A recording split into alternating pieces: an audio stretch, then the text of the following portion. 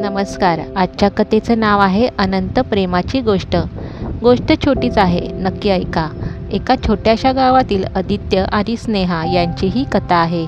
दोघंही लहानपणापासूनच शेजारी राहत होते. एकमेकांच्या सहवासात त्यांचं बालपण गेलेलं.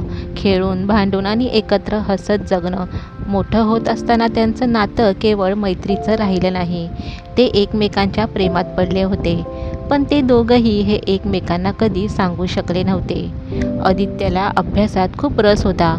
त्याने इंजिनिअरिंगची पदवी घेण्यासाठी शहरात जाण्याचा निर्णय घेतला. तर स्नेहा आपल्या गावातच शिक्षिका बनण्याचं स्वप्न पाहत होती. आदित्य शहरात गेला आणि नवीन जगात सामावून गेला, तर स्नेहा त्याच्या आठवणीत जगत राहिली.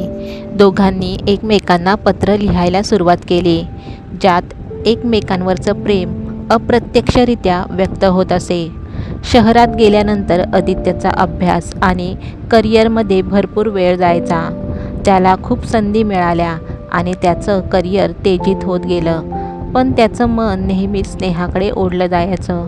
दरम्यान स्नेहाही आपल्या स्वप्नांच्या वाटेवर चालत राहिली, पण तिचं मन मात्र आदित्यच्या आठवणीत रमायचं. आयुष्याच्या प्रवासात त्यांनी एकमेकांपासून काही वर्ष दूर राहिले. स्नेहाच्या घरच्यांनी तिच्या लग्नाचा विषय काढला, पण तिचं मन कुठेच रमत नव्हतं. तिला वाटायचं की आदित्य तिच्या आयुष्यात परत येईल आणि एक दिवस तिचं स्वप्न पूर्ण होईल.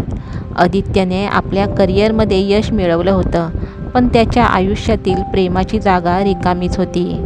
एके दिवशी त्याने ठरवलं की आपल्या मनातील भावना स्नेहाला सांगायला हवेत. त्याने गावात परत जाण्याचा निर्णय घेतला. परत आल्यावर त्याला समजलं की स्नेहाचं अजून लग्न झालं नव्हतं आणि ती अजूनही त्याची वाट पाहत होती.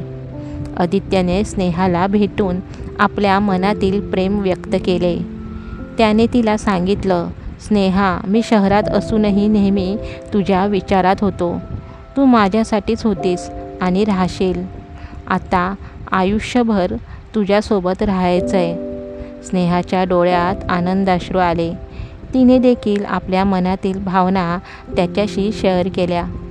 दोघांनी आपल्या प्रेमाचा स्वीकार केला आणि गावातच एका साध्या समारंभात लग्न केलं.